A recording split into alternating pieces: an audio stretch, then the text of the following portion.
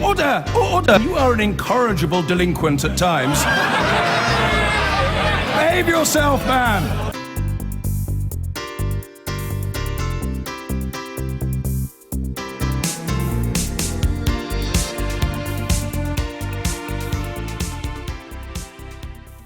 But we begin with Barack Obama.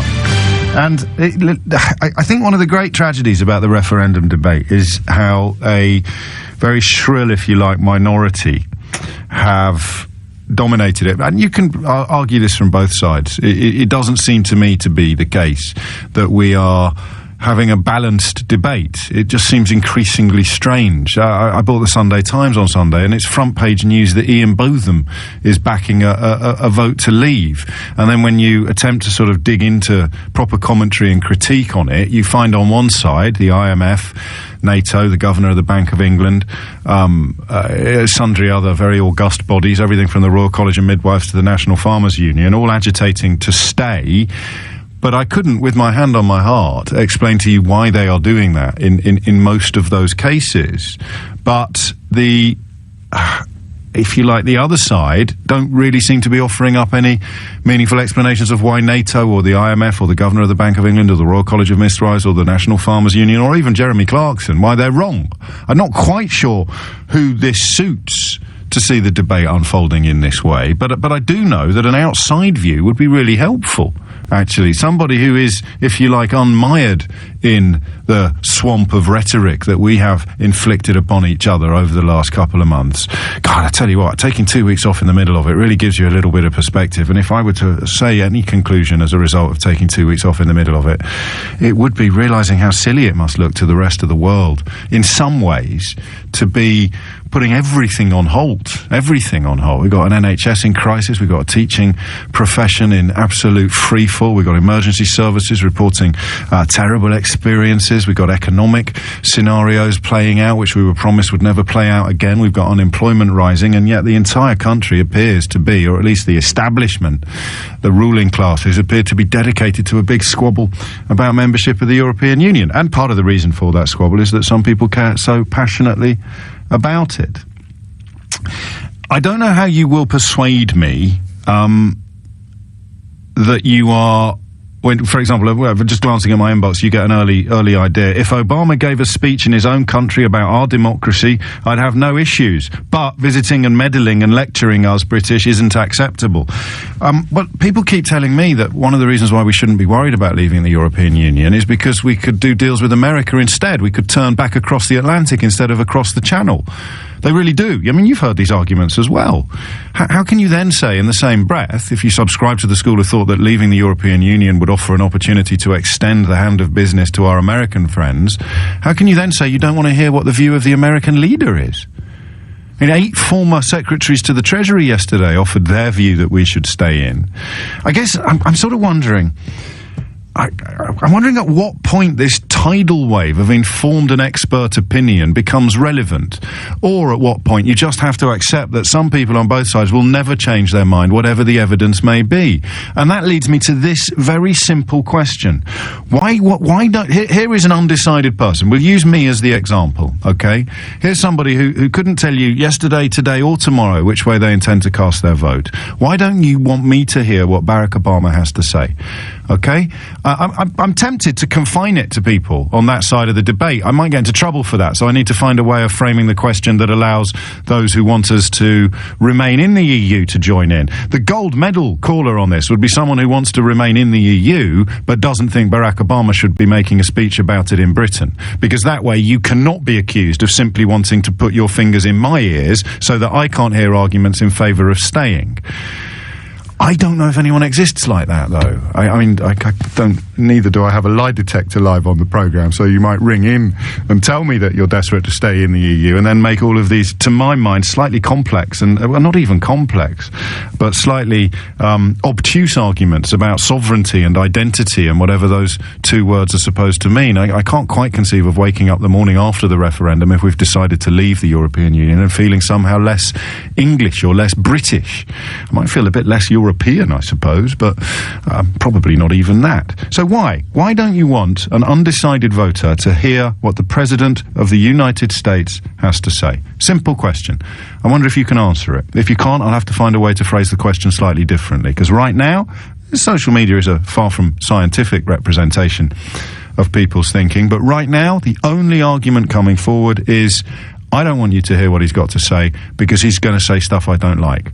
I don't want you to hear what he's got to say because we've been told that he's going to make a speech in favour of voting to stay.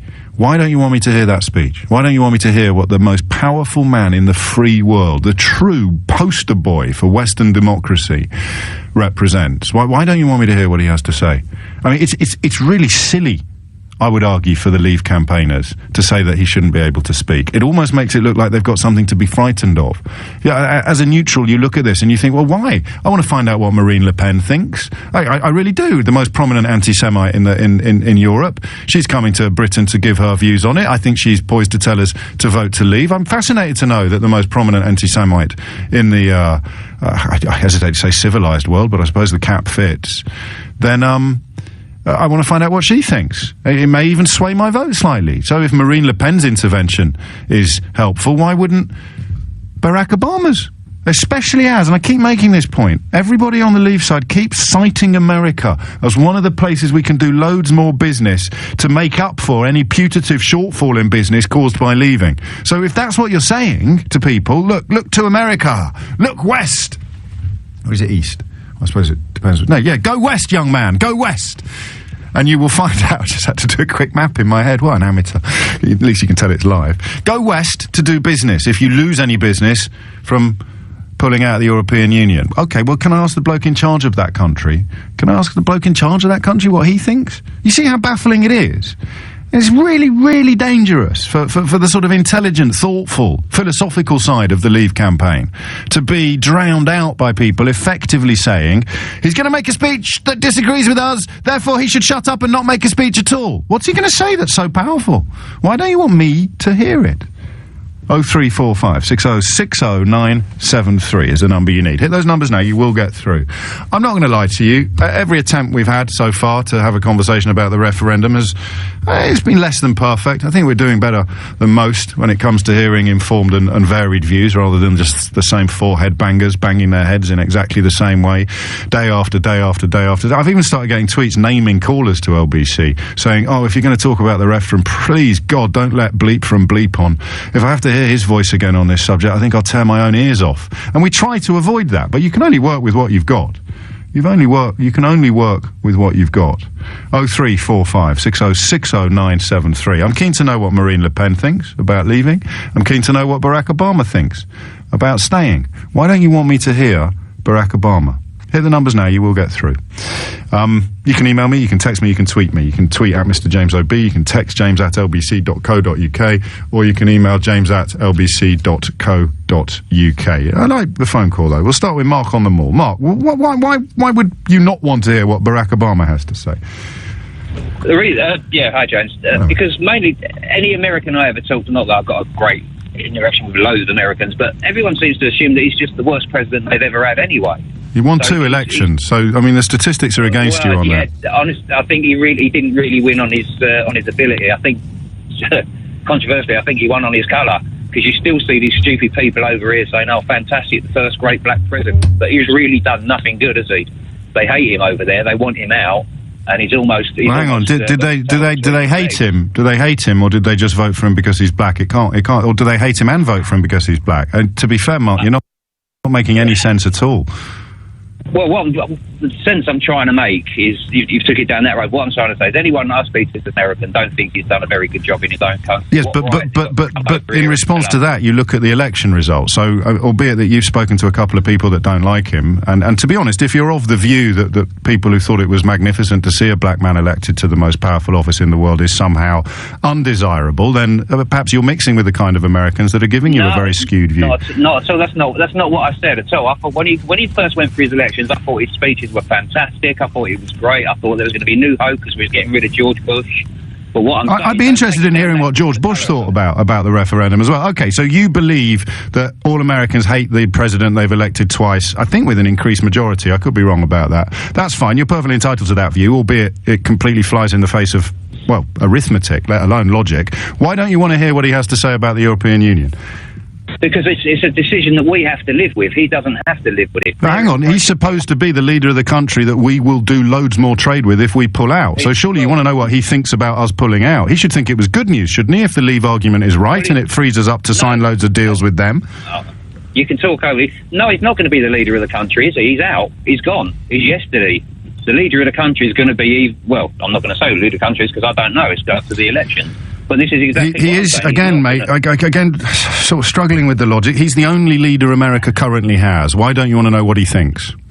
Because he's America's leader. I want to hear what the British public want to have to say. Yeah, it's not either or, Mark. The fact that Barack Obama is allowed to make a speech doesn't mean that you're not allowed to offer an opinion. So I'll ask you for the final time. What is it that he could say that you're so spooked by? Nothing. I just think it's... Well, then let him speak. My business. But it's not just your business. If America is going to be our biggest trading partner post-EU, it's his business as well. Then let everyone speak, then, when he comes Everyone over, can speak. Marine Le Pen's coming over as well. She's going to make a speech. Yeah, but I don't think it's got anything to do with her either. I really don't want to be hearing what they... You don't think it's got anything to do with French people, our membership of the European Union? No, it's a British thing. Okay, what about English people expressing a view on Scottish independence? Are they not part of the United Kingdom? Are we not part of the European Union? Not by choice, not by my choice, not by most Okay, people's so I think not by most people's choice now. I think That's like most Americans not liking Barack Obama. Mate, it's not started well, this, Mark. I apologise that it's been such an embarrassing experience for you. Why don't you want Barack Obama to tell me what he thinks about the European Union? Because all Americans hate him and most British people don't want to hear him. You can't say that. You can tell me why you personally don't want to hear it, and I'll give you one more chance. Okay, I personally don't want to hear it because my fears are more important than the flannel that he's going to pour on us. Whoa, my fears are more important than the facts that he might provide. That's fine. At least you're honest. And of course, you call it flannel, but you can't call it flannel, Mark, until you've heard it.